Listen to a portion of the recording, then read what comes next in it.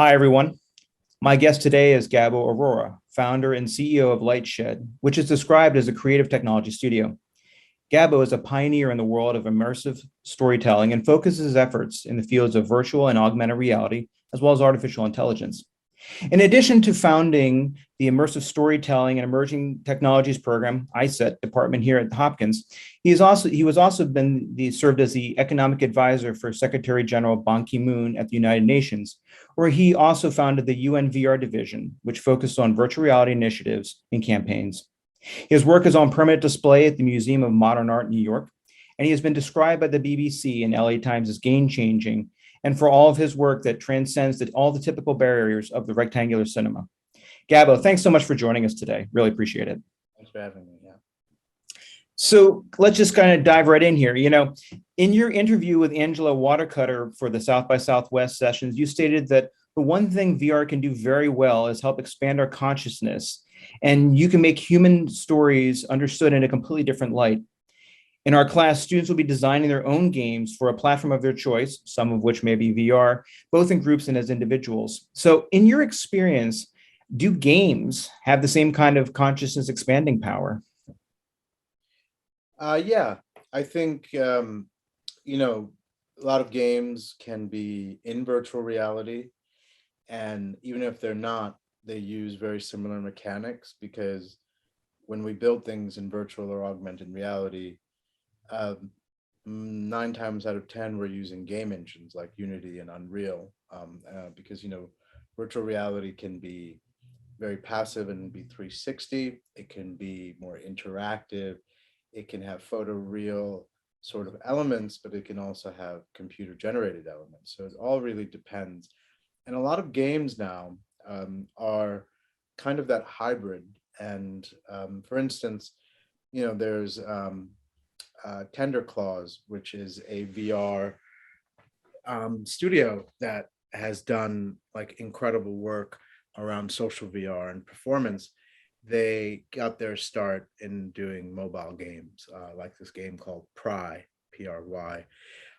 Half Mermaid Studios that does incredible work using video and interactivity.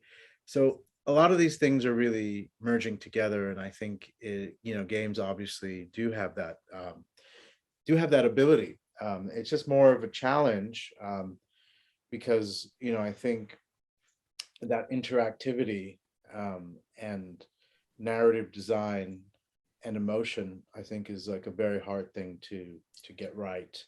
And I think some of the best games somehow in their interactive mechanic are poetically kind of, you know, dovetailing well with the medium of what's happening. So it's definitely possible. But games, if they're not in virtual reality, I think they have to build an immersion that is more, is more challenging. But I think there's no I think the distinction is going to be less and less as we go forward. Because Mhm. I've just seen games progress in tremendous ways in the past 4 or 5 years I've been working on this Yeah. space.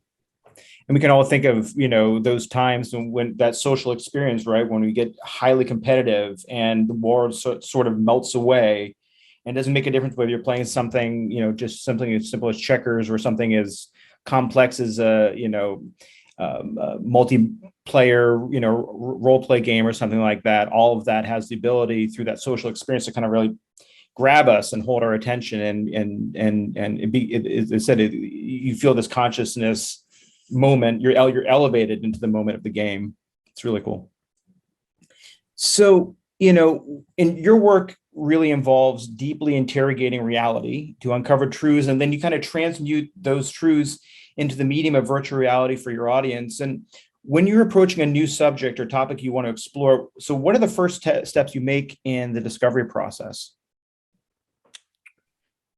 Well, I think there's a lot of technology at play, but at the core of it, with my work, it's really being driven by a story and driven by some element of the story that, regardless of the technology, will move people and is interesting.